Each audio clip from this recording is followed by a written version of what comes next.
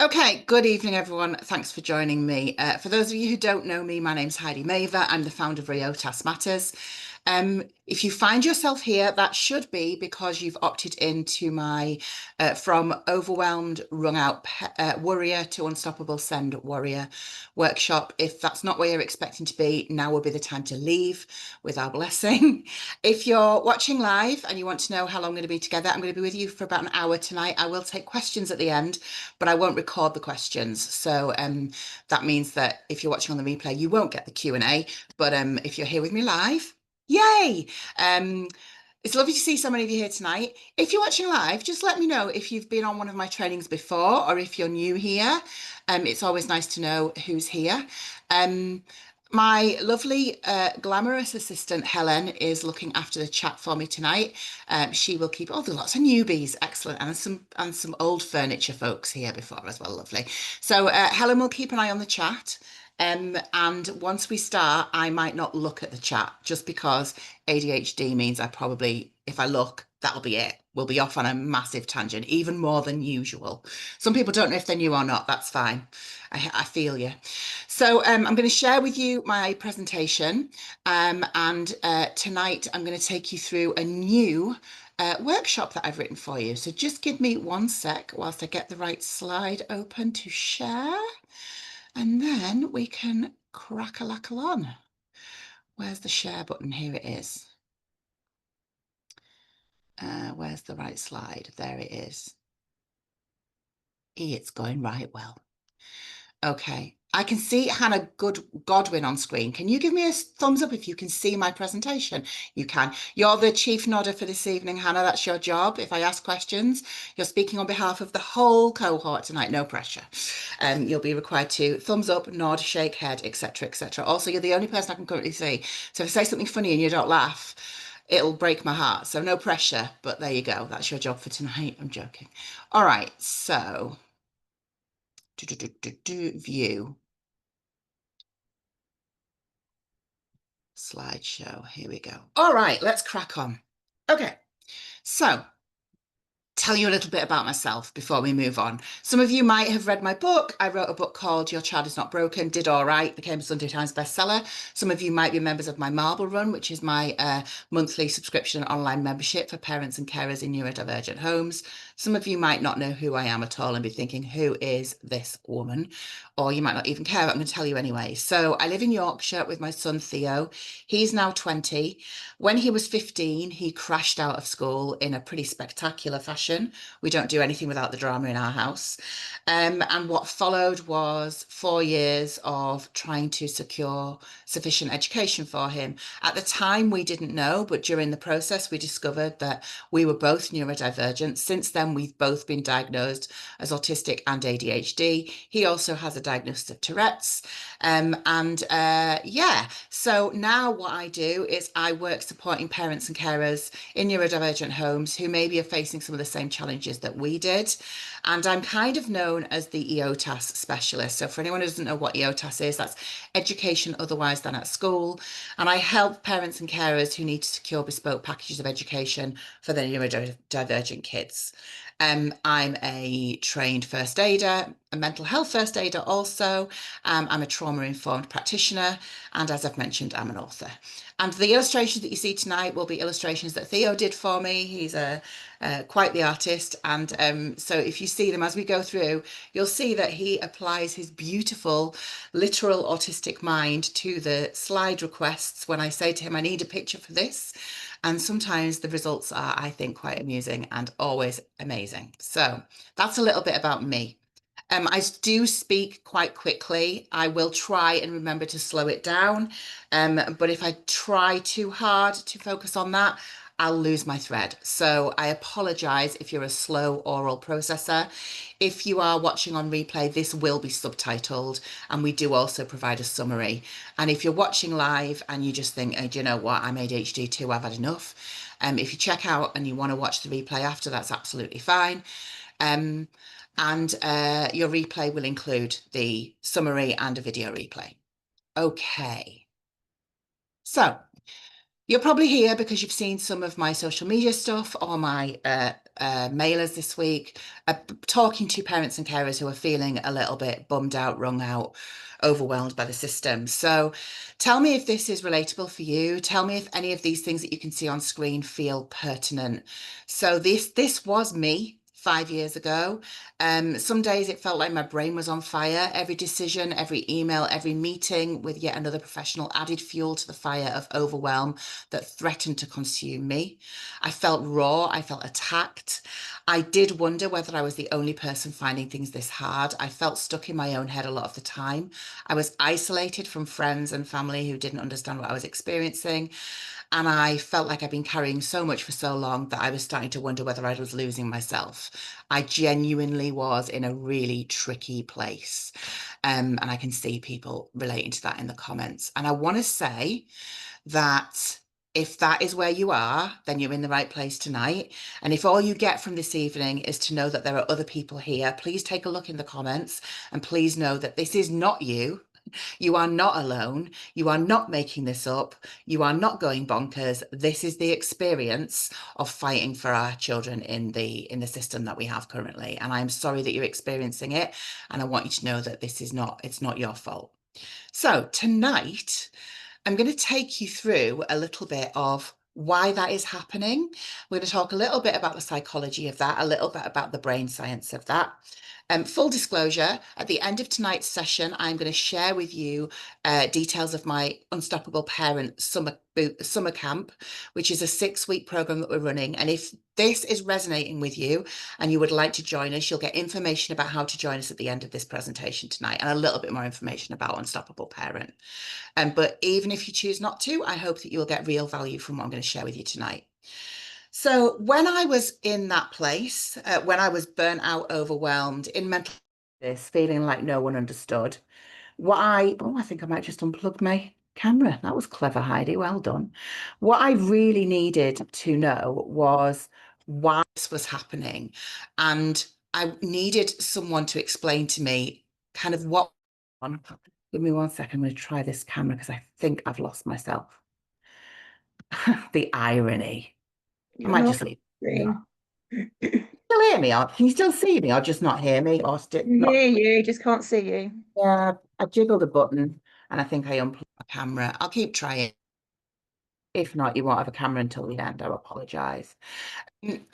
What was explained to me that I did not understand at all was that I was in a stress response. So, and there was lots of things at play there that meant that there was just no way that I was not going to be experiencing things in the way that I was for a number of reasons, right? The first reason was that as someone who had been through the education system, and as an undiagnosed neurodivergent person, I was carrying quite a lot of trauma from my education journey that I didn't know. Okay, so I didn't know that I was neurodivergent. I didn't know I was autistic and ADHD. And for me, school was a pretty tricky affair. I was academically able, but if you've got neurodivergent kids, you'll know what that looks like. I was constantly in sensory overwhelm. I really struggled with friendships and social environments. And because of that, and I was terribly bullied, I was horribly bullied at school. And because of that, when I was back in the education system as a grown up, a load of stuff came flooding into my nervous system around feeling like I was getting in trouble, feeling like I was making a big deal out of things, feeling like the professionals knew things that I didn't know, feeling like I was misunderstood, feeling like I was, making a fuss when I shouldn't be, all of that stuff. That alone is enough to set your central nervous system on fire, right? So that you are thrown into a stress response and you are thrown into one of the polyvagal states that we talk about when we talk about polyvagal theory. I won't get into that in too much detail right now, but you'll have heard of fight, flight, and freeze. You might not have heard of fawn and flop. Those are the 5 states identified as, but in polyvagal theory by Stephen Porges, who basically brought polyvagal to the masses. Because of that previous trauma that I was carrying from childhood and brought into adulthood, and because as soon as I was in a meeting with a professional, an education professional who I felt intimidated by and misunderstood by, my central nervous system set off an alarm. It's the part of our brain that we call the amygdala. It's the primal part of our brain, and it's the fire alarm in our brain. And if you imagine that your brain is a hand, when you are regulated and when your brain is doing what it needs to, this is the frontal cortex. This is the decision-making part of your brain here at the front of your brain. Here. Your amygdala is buried deep inside. When something happens in your system, your central nervous system sends an alarm to your amygdala. Now, your amygdala's job is just to let your brain know that something is going on and that you feel under threat. Unfortunately, the amygdala does not know what level of threat you are. It's a primal part of our brain. It's the part of our brain that said, run, Forrest, run, when we were under attack from, I don't know, saber-toothed tiger. I don't know if we ever lived with saber-toothed tigers. Don't pull me up on that if you're a Jurassic specialist.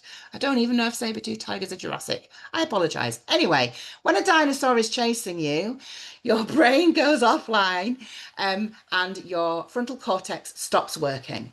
Your amygdala sends a signal through your central nervous system to say, shut down anything that isn't essential. We're in danger, girl, right? And your amygdala doesn't know the difference between the toast is burning or the house is on fire. Now, what happens as an adult is that when your amygdala is triggered like that, and it's repeatedly triggered like that, that becomes a well-worn pathway. And then before you know it, even the smallest things are triggering you. So when you first start on this journey, perhaps you're having maybe the first meeting that you have, maybe with a Senko, and you go in there full of, it'll be all right, they know what they're talking about. And some Senkos do, not all Senkos, hashtag. But you go into a meeting with a Senko and they say, well, the thing is, and then they throw some rubbish at you, you just think that is not true. But you think, I can't say that because, I'm an expert masker. I'm in an office with a professional who knows what they're talking about, and or I'm questioning myself. You come out of that, you're shaking, you're nervous, your central nervous system is fired up, you're feeling under threat, your amygdala fires, your central nervous system tells your frontal cortex to go offline. And from that moment on, anything relating to anything with your child or young person in a school runs the threat of doing that in your brain every time. And the more often that happens, the easier and the more responsive that pathway comes. Now, here's the thing. It's your brain doing what your brains do. It's your brain braining. But I need you to know that this is why this response makes total sense given what you're dealing with. You are facing what feels like an existential threat. You're worried that you're going to get fined, you're going to get social services called, you're going to get into trouble, you're going to get letters from the head, you're worried that your child is going to get booted out of school, or the bullying your child's experience is not going to get better. The mental health experience that your child is having is going to get worse. You're going to, you and your child's relationship is going to suffer. They're not going to get any GCSEs. All of this is going on. Your amygdala is going, what if, what if, what if, what if? And your frontal cortex is thrown offline. And from the first time that happens, that adrenaline that you attach to the school experience will always power that emotional connection and that sensory connection. When you layer in on top of that many of us are neurodivergent ourselves, whether we are formally identified or whether we identify in that way or whether we just don't know that yet because apples don't fall very far from trees. The thing that causes neurodivergence is neurodivergent people having sex. Congratulations. That's one of the main predeterminations of if your parents are neurodivergent, it's a good chance that your child will be neurodivergent. And so it follows that if you've got a neurodivergent child, one or the other of the parents or both is likely to be neurodivergent also. So when you are neurodivergent, your sensory system is differently wired to the rest of the great unwashed population, the majority, right? Which means that sometimes for many of us, our amygdala is much more responsive as a baseline. If we grew up in an environment, a school environment, a friendship environment, a home environment, when we felt like our sensory system was under attack a lot of the time, our amygdala is already well oiled. We are panicky little bastards. So as soon as you have that experience, that is also tying into that childhood trauma with a lowercase t. Now that's the layman's science, and I am not a neuroscientist. I'm just a bit of a geek when it comes to all things psychology. But I would say I have run this past my good friend Kate Jones, who is a psychotherapist and does know this stuff and specializes in trauma. And she went, yeah, apart from the dinosaur bit, you're pretty much there. So what you need to know is that these feelings you're having are normal. They are natural. It doesn't mean that they're enjoyable, much like period pains, for example. But I need you to know that it is time that you stopped giving yourself a hard time about feeling this way. Because until you do that for yourself, your amygdala is going to be on high alert even more, because your amygdala fires off that response, your frontal cortex goes offline, you're not able to think logically, and then the shame of that and all of the negative self-talk layers on top of that, and before you know it, you're completely incapable of stringing a sentence together. Not that stringing sentences together is the measure of success, especially for our non-speaking autistic kin. Okay. This is why you feel permanently on edge and at the end of your tether and on the verge of tears, because your nervous system is under attack. Your amygdala is hyper alert. And there's research from 2010, as far back as 2010, that shows that parents and carers, this particular piece of research from 2010, to be fair, was research into female parents of autistic children. And in a cross section of female parents of autistic children, half of those people that were in the study demonstrated the same level of stress responses and the same level of cortisol in their system. Cortisol is a stress hormone, as combat soldiers who had been diagnosed with PTSD. You are not imagining that you feel like your brain is on fire. Your brain is on fire. Like, it isn't, don't worry. We haven't got to like get an extinguisher out or anything, but it's literally your brain is fired in these stress responses. And then if you are someone who has had a history of feeling like you're misunderstood, particularly if you're an ADHDer, then you'll likely also experience some of that as rejection sensitivity, which basically means that in a situation when you feel like you're not in control, the inner self-talk, the negative chatter, the internal monologue tells you that it's your fault, you've done something wrong, the person you are dealing with blames you, holds you responsible. And that feeds that cycle. That rejection sensitivity, again, is your brain's way of keeping you safe. Your brain is trying to make sense of that sensory information that's coming in through your central nervous system. It's trying to look for patterns of what has gone before, and it's comparing the feeling to times in the past when you have felt under attack. When have you felt under attack? When you felt rejected. So it's very easy to fall into that area of you feel like everything is personal. And especially when you're dealing with things in the education system, I'm here to tell you, not many things are personal. Some are. Some are. Some Senkos, caseworkers, insert whatever kind of professional you're dealing with, are absolute gits. But the majority of them are just working within a system that is entrenched in parent blame. And there's research around this as well. There's incredible work. And if you have read my book and you've read the most updated version of the book, there is a chapter on parental blame. There is evidence that the system, the education system and the social care system, is set up to blame parents, to hold parents responsible, and to, in essence, say to us as parents and carers of disabled kids, this is your fault. So when you're having that rejection sensitivity, when you're feeling that people are looking at you and saying, this is your fault, even if they don't directly say it, and sometimes they do, but even if they don't directly say to you, this is your fault, that feels like an existential threat, because we are social beings and we are pack animals, and we want to be accepted by our pack. Now, if we haven't found our pack, and if we haven't got that strength of community and a circle of trust around ourselves, that can be really isolating. And the outcome of that is that we feel like we're under threat, because what happens, evolutionarily speaking, is that human beings need other human beings to survive. We need connection. We need it for our emotional health. We need it for our mental health. We need it for our physical survival. So if we feel under threat in that way, we genuinely feel like, oh my God, I've got nobody. Like this isn't a logical process. This is a sensory system process. This is an amygdala process. This is the fire alarm process. I've got nobody. I'm not going to survive because nobody's got my back and everyone thinks this is my fault. And that is why you feel like your brain is on fire. In very short, idiot speak. Not that I think any of you are idiots.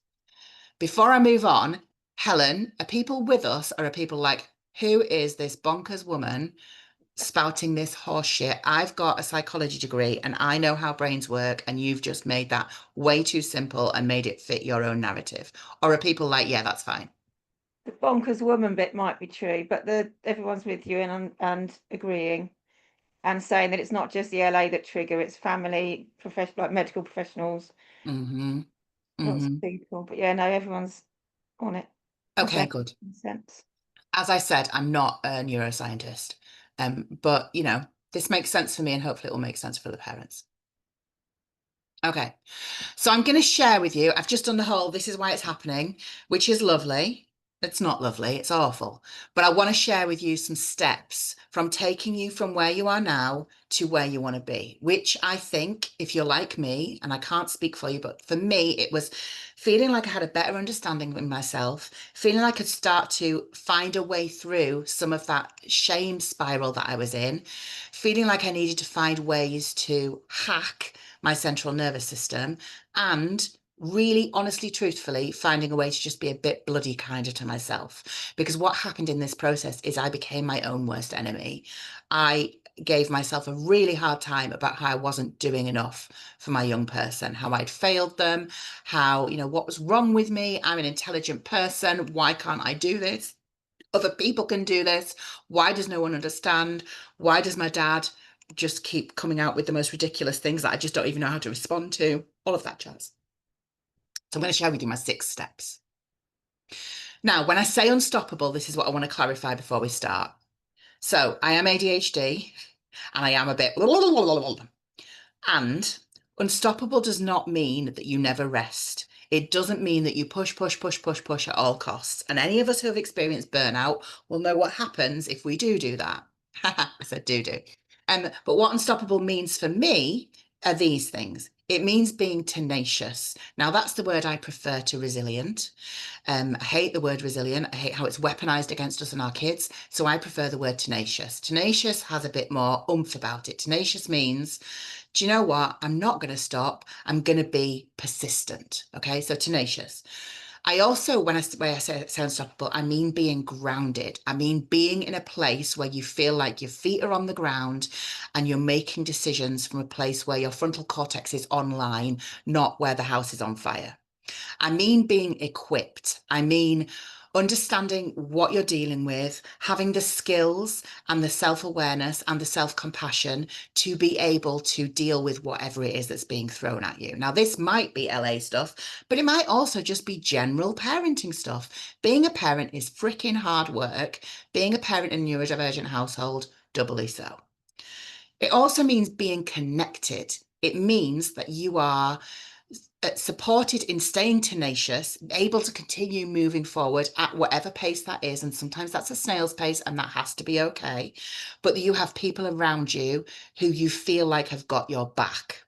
And it also means that you feel empowered. Now, I can't empower you. Empowerment comes from yourself. It comes from self-knowing. But as parents and carers in neurodivergent households, we very quickly feel like we have no power. And what I have found is that I needed to find a way back to digging into that part of me, that tiny little voice inside of me that went, you can't do this. Keep going. You're doing great. Because I lost connection with that when the shit hit the fan. I didn't mention at the beginning, by the way, I do swear sometimes. I don't think I've dropped an F-bomb yet, but it might happen. Apologies in advance. My new book's got a chapter on swearing, by the way. That's out in February. Okay, so we're into illustrations. Strap in, it gets good. So step 1 of becoming unstoppable is about putting on your own oxygen mask first. Now, we hear this all the time. This is one of Theo's illustrations. It gives me deep joy because when I said to him, can you do me a put on your own oxygen mask illustration? That figure on the left, That isn't a beard, that they're turning blue, right? So I love this illustration. But we hear this so often, and then we hear the language of self-care. And when we hear self-care, we think, well, that's great. But quite frankly, it would be, a task to have a pee with the bathroom door shut. So this is about finding ways to take care of ourselves. And that is not the end of the story. We take care of ourselves so that we can show up for our kids, advocate for our kids. And this is the key bit that people miss. In taking care of ourselves, we are modeling to our children and young people what that looks like for them. Because you, the people I'm speaking to tonight and on replay, hello, people in the future, we're the cycle breakers. We are the generation of parents who are doing this differently. Okay. Our parents and carers didn't know, for those of us who are neurodivergent, they didn't know what we know about neurodivergence now. They didn't have the information that we had. I could not have been diagnosed autistic because I didn't leave school until, well, I left school in 1990. I left the education system in 1997, right?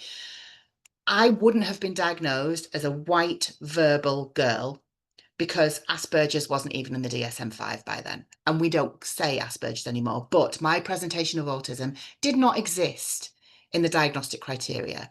There is no way in the world my mum and dad would have had someone say to them, by the way, she's autistic, because I didn't present in a way that autism was understood at that time. We have that power now. We know a lot more about how neurodivergence presents in children who are socialized and assigned female at birth. We know a lot more about pathological demand avoidant profiles. We know a lot more about how that intersects with mental health. We know a lot more. We know that people can be autistic and ADHD. That's a fairly recent advancement. We also know that the cost of that, the cost of not kind of like finding accommodations for our neurodivergent children and young people is a decline in mental health. And we didn't have those things. Our parents couldn't do that for us if we had parents who cared for us. So we are the cycle breakers. And that's why learning to put your own oxygen mask on first is so vital, because you then need to be able to show your kids how to do that for themselves. We need to model to our children what self-care looks like as a neurodivergent person so that they can then do that for themselves. And then we will be breaking that intergenerational cycle of trauma that we've got. It's not necessarily going to all be fixed. We're not all going to wake up tomorrow and not be neurodivergent anymore. Thank God.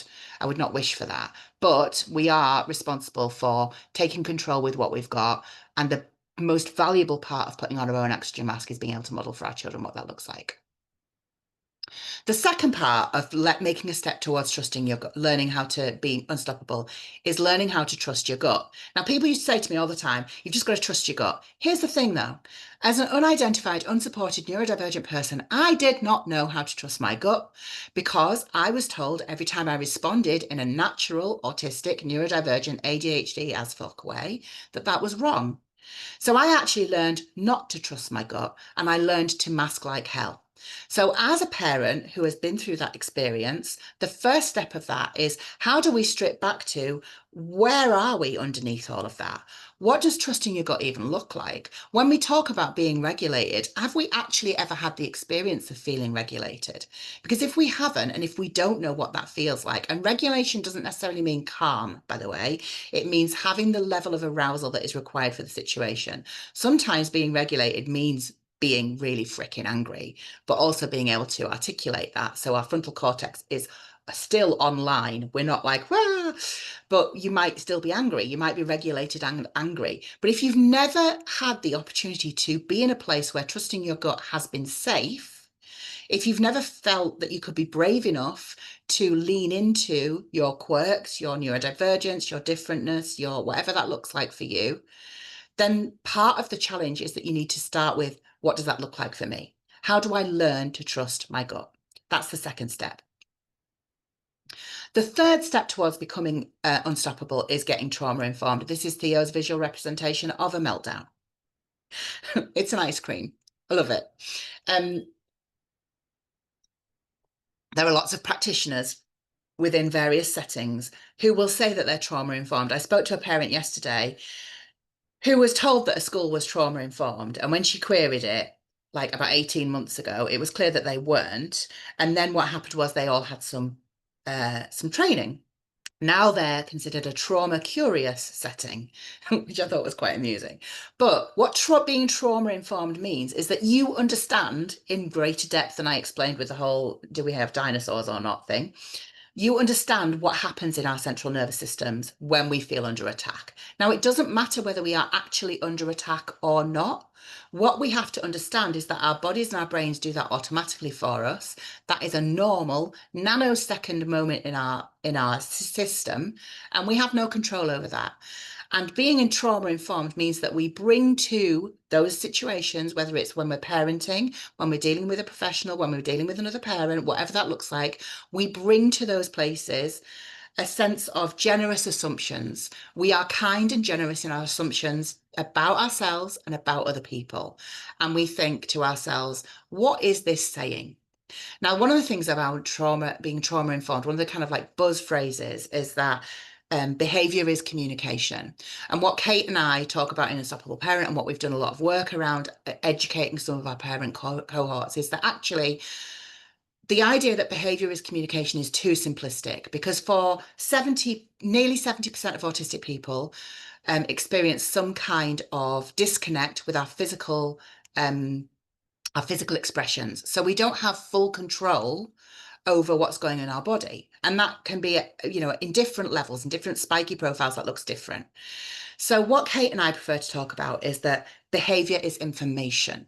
Okay. And our job is to be an information detective and to work out what that behavior in another person, whether that's an adult or a child, is telling us, and to be able to spot what trauma responses look like, and to be able to recognize that trauma is being triggered in other people as well as in ourselves, and be able to understand our own triggers as well as the triggers of the people that we love and care for. Because that is what really being trauma informed means. That's what it looks like to show up with compassion for yourself and for the people who you love and care about's nervous systems. And then you can use that information to inform other people caring for your children or young people, because you have like an embodied experience of what that looks like in you. And then you can help your child advocate for themselves, and you can advocate for your child in turn. I hope that makes sense. Step 4 towards becoming unstoppable is about setting boundaries and being able to say no. This is a biggie, right? So there's a difference between saying no and setting a boundary, because saying no can be like a nah. And like those of us who have PDAs in our house, and I have a PDA, will know that no can mean any number of things. No does mean no, by the way. I'm not saying no sometimes means yes. I'm not in that camp. Consent is important. And also, there's a difference between when we say no to something and when we set a boundary around something.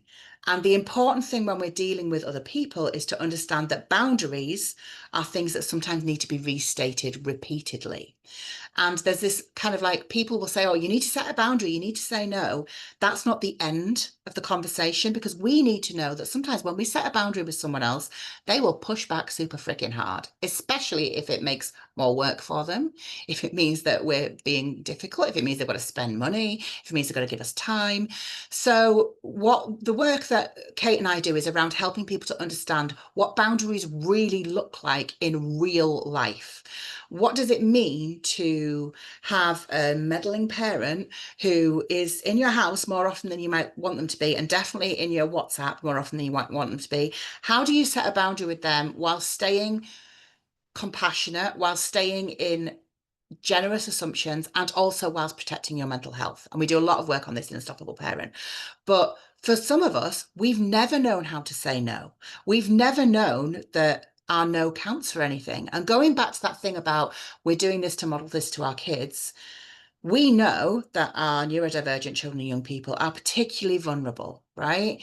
As adults, we are. But if our children learn that their no doesn't mean anything, they are at risk of being exploited in any number of ways. And I say that, you know, coming to you as a person who is a survivor of sexual assault. And that is not in any small part down to the fact that I was taught that my no meant nothing.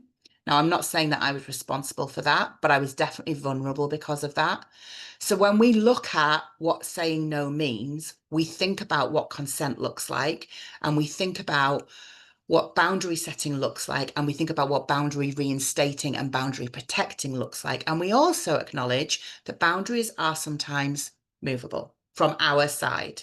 Okay, so if you want to look at some more stuff on consent, there's an incredible person who is in my world called Jen Wilson. If you go and search them out, Irregular Jen, you'll find them on the socials. They do amazing work about consent. And if you're familiar with the tea story, the cup of tea story around sexual consent, some of that work is the work that Jen contributed to. But setting boundaries and knowing how to say no and feeling confident saying no and having a phrase book of ways to say no is one of the things that I want parents to start thinking about tooling themselves up with.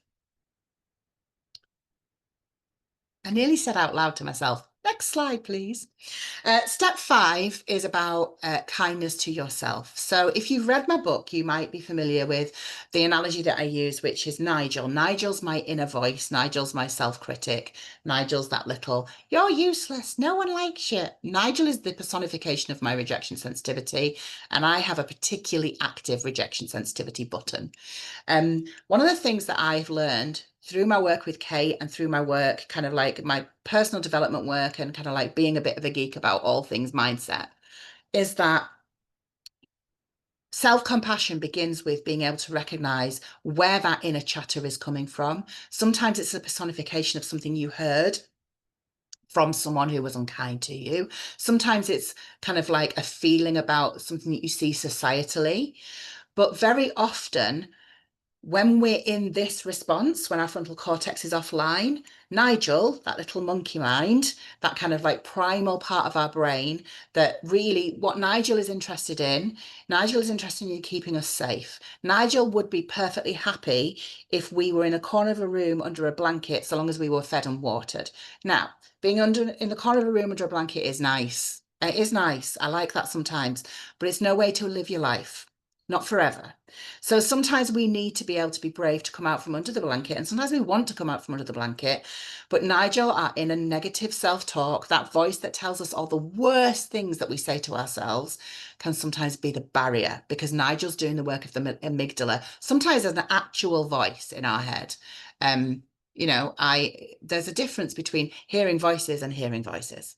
And for those of us who do hear voices, we're cluster B, we're neurodivergent. Come on in, you're welcome here. But what is really important is that you recognize that that is an experience that most people have, certainly lots of neurodivergent people have. And rather than being a F you, Nigel, you're not the boss of me, which is basically pouring hate on your own brain and your own central nervous system's way of protecting itself, we need to be a bit like, hey, Nigel, I hear you, and you're not driving, get in the back.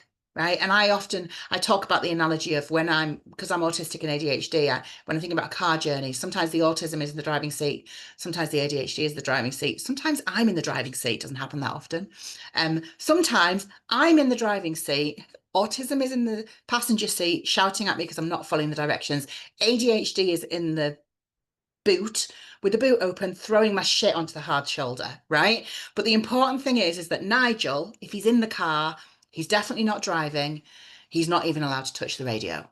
So it's about finding a way to be kind to Nigel. Come along, Nigel. I know that your job is to keep me safe. And sometimes Nigel has some really useful information for you. You know, you're hearing that inner chatter and you're thinking, where's that come from? And you're, oh, okay, I remember where that's come from. Okay, so I need to think about that. I need to lean into that. I need to be kind to myself in that a little bit.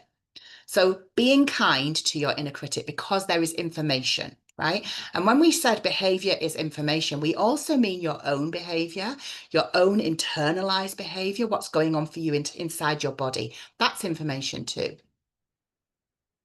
And then your bonus ball for becoming unstoppable is finding your people. I hate the word find your tribe. I think it's really problematic. So I prefer find your people.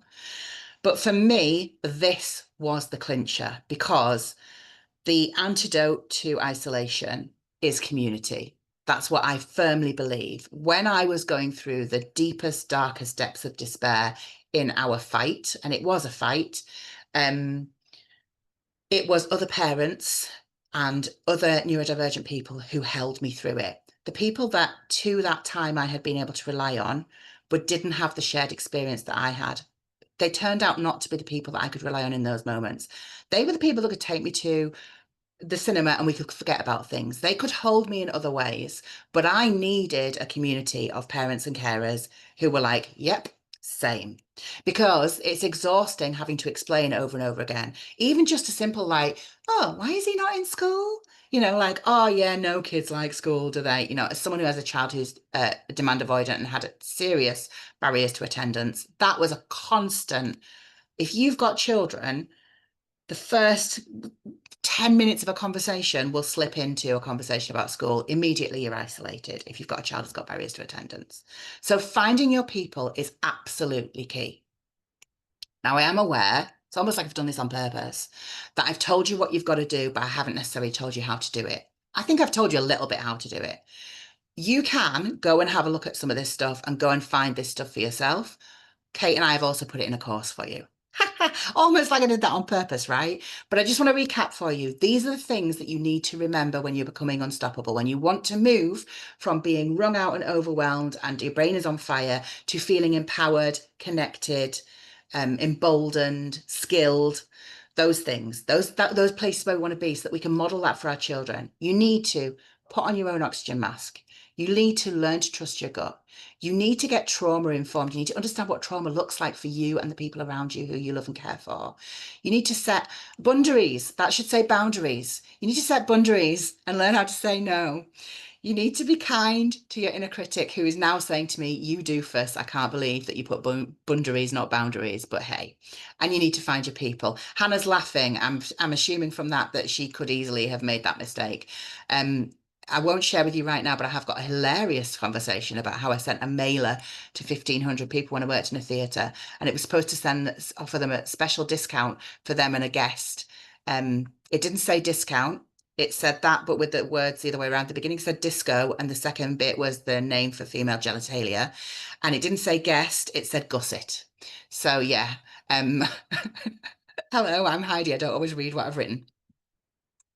So, with your permission, I do want to share with you a little bit of Unstoppable Parent. I want to show you what the summer boot camp looks like. Boot camp, I don't know why I've put boot camp in there, not booting, summer camp. And I want to talk to you a little bit about what we've got on offer. With your permission, there's zero expectation here, but I hope that this might appeal to some of you. And we have made it the cheapest it's ever been. So, Unstoppable Parent, I'm going to take questions at the end. Unstoppable Parent is 6 weeks of trauma-informed neurodiversity affirming training and community for parents and carers who don't want to lose their shit. This is a picture of me and Kate. We went to see Stevie Wonder last Saturday night. We get together once a year in person. We're the greatest of friends, but our relationship is pretty much entirely through WhatsApp. I think we've been in the same room at the same time in the course of our friendship about 5 times. But Kate is my person. Kate is a neurodivergent psychotherapist. Kate worked at Childline and the NSPCC for 10 years. They're a specialist in neurodivergent trauma. And what they don't know about trauma-informed practice is not worth knowing. They are also incredibly kind, very calm, and a really good yin to my yang. For everything that I'm like, blah, they're like, ah. And I think the combination of the two of us works fairly well. If there are people who have done Unstoppable Parent on the call, maybe tell us if that's true or not. What we do through Unstoppable Parent is we're running this for the summer. Now, full disclosure, last year we did this and we said we weren't going to run it live again. And we meant it at the time. But Kate and I had a conversation about a month ago that went along the lines of, holy shit, the wheels are really coming off for parents, aren't they? Do you think we should do Unstoppable Parent again? And we were like, yeah, let's do it. So we're running it for you over summer because we know that summer break, you might have a little bit more brain space, but equally your routines have changed. You might be a little isolated from your regular network of support, and you might just need a little bit of extra. So that's why we're doing it over the summer break. We give you a Facebook community which you use afterwards. I've got Unstoppable Parent started in 2022. The 2022 Facebook group is still active. So after we finish together, that becomes your group and you use it however you want. There have been some like lifelong friendships formed from Unstoppable Parent, and I know that people who have been through the cohorts before have found their people. That's part of the reason why we do it. We give you 6 weeks of live training. Each week is a different theme. I'll talk to you about that in just a second. If you're a worksheet person, you get a worksheet. You don't have to be a worksheet person. I wrote them. I would never use them, but I wrote them. But if you are that kind of person, you like a tick box and a reflection box, we've got that for you. The rule with Unstoppable Parent that we apply is it's an acronym, and it's INTBOY. And it's I'm not the boss of you. We like our parents to feel like they're being treated like grown-ups. You do whatever you need to do. You show up in whatever way feels right for you. Bras are optional. Cameras are also optional. Um, Bras are optional for everybody, by the way. Cameras are optional. Turn up live, don't turn up live. Watch the replay at 3 o'clock in the morning. Come on, decide that you need a wee. Turn your camera off, go for a wee, or leave the call, go whatever works for you. We're not the boss of you, okay? We give you replay access to the course. We give you a library so that you can dip in and out of it whenever you need in the future. So if you remember that there was a training on something, if you've had a particularly difficult day, you think I need to just go and dip back into that session on Monkey Mind, then you can go back in and watch it. And if you're not already a Marble Run member, we also give you a free month in the Marble Run, which is my monthly membership. If you are a Marble Run member, you will get a mailer tonight with a discount. So Marble Run members do get a small discount from Unstoppable Parent, as do my previous Unstoppable Parent cohort members. So sit tight for that. Don't be trigger happy booking, you'll get a code. Okay, here's some of the things that people have said. I'm not going to read them all, but these are from previous cohorts. So you can see Helen, who's my facilitator tonight, she said, this course helped me change so much of my life and the support really is the best. Sharon says, the best course money can buy by a long shot. The humans that run this course are amazing, as are the parents on it. I love this one, this anonymous one down the right-hand side. These are all real. These are from a group, my Unstoppable Parent group. Tell me what you thought about the program. I want to put it on a slide. This is what people said. I love this. I've always been a fawner when under pressure, especially with people like doctors, teachers, etc. It's hard work changing the way you respond under pressure, but it is possible. I really appreciate being able to post in the group about a situation that's come up with a professional and ask for input and advice from parents who are riding through the same storm as me. The validation alone has been gold for my self-esteem and confidence to advocate. Having access to Kate during the program is worth its weight in gold on its own. She doesn't have space for therapy clients. It isn't therapy, but it is therapeutic. That's how we tell people about it. This is what we cover in the sessions. Every session has a replay, remember? So week 1, we cover monkey mind, polyvagal science, the amygdala, the nervous system. Week 2, we cover how to tackle negative self-talk, understanding your story patterns. Almost like this ties back to like that thing I just told you that you needed, isn't it? Funny that. Week 3 is boundaries or bundaries, when and how to say no. Week 4 is nervous system hacks. So practical self-regulation tools. We show you what to do to be embodied and to work through what's going on in your nervous system to reset your nervous system. Week 5 is about building your own triggers toolkit, understanding your triggers, understanding the triggers of the people that you live with, building a self-care strategy that is not, have you thought about having a bubble bath? Although it might be, that's also valid. And then week 6 is a graduation. Mortarboards are optional. We usually run a crafting session when we make our own hats, because that's usually the way it goes. We find that by the end of the 6 weeks, we're feeling pretty daft. And so we wear bonnets of any variation. And sometimes daft stuff crops up during the session. We've had rude spelling competitions out in the wild before, where people have been into B&M bargains, rearrange the cups to spell hilarious things because we're super childish. But we kind of go with the cohort and what feels right. We've had some very sensible and very earnest cohorts, and we've had some absolutely ridiculous and bonkers cohorts, and we'll lean into whatever the cohort feels is right for them. It's kind of got its own little energy each time we run it. Like I say, we ran it 1, 2, 3, 4. This will be the 6th intake that we've done. So far, I've had over 250 families through the programme. So, as we saw in Yorkshire, how much? We have made this the cheapest it's ever been. You can pay in 2 instalments of £49, which makes it 98 quid, or a one-off payment of £97. That's it. That's for the full 6 weeks for library access, for your live training, for your Facebook community, for your Marble Run membership for a month, and anything else that we throw in as extras, which sometimes happens quite often. We've done it previously where it's been more expensive. This is not a less intensive version. We've just decided between us that it needs to be as affordable as it can be. So that's why we're doing it at this price point. And I think what you will see if you come into Unstoppable Parent, you'll see that We're kind of confident with the content now. We've found our feet with it. We're still always tweaking. We've updated a couple of the pieces of training this time round, and we've updated the workbooks. But we feel like this is our gift to the community now. So it's a gift you pay a little bit towards, but it is our gift to you. We start on the 29th of July. There's one of those things, what are they called? QR codes. If you scan that, that will take you to the sign up page. If you're on Tonight Live, you'll get a replay, and in the replay, you'll get a link. If you want to just use a short code, if you don't need a www or anything, you just type bit.ly/unstoppable25. That will take you to the sign up page as well. Our registration closes at noon on the 29th of July. So you've got like 10 days to talk yourself into it, talk yourself out of it, talk yourself into it, talk yourself out of it, buy it, regret it, all that jazz. You've got a full 10 days of worrying about that. You're welcome. But as soon as you sign up, you'll get an invitation to the Facebook community, and Kate and I will be over there ready to welcome you from the get-go. We'll throw some stuff in there for you to think about before we get going, and we'll get to know each other. I would love to have you with us. If it is not accessible, then I'm sending you all my love and light. If you know you desperately need this and finance is a barrier, please get in touch.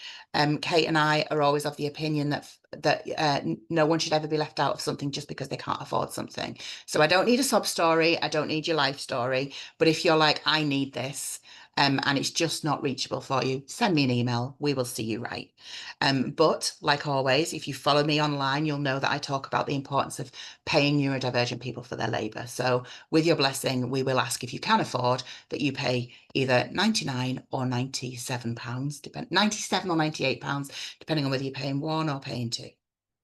Heidi, people are asking what time Oh, and dates. how Give me long are one the second. sessions? Every session is an hour, unless we run over, which does sometimes happen. And every session on these dates is 7:30. We've made it on different evenings on different dates of the session. So if you miss one, if a Wednesday doesn't always work for you, there's a Monday a different week. So you'll see it bubbles about. But 7:30, because by 9 o'clock, me and Kate are like out of action. I'm going to stop the recording. I'm going to stop my share, and I'm going to take questions. Just give me 1 second.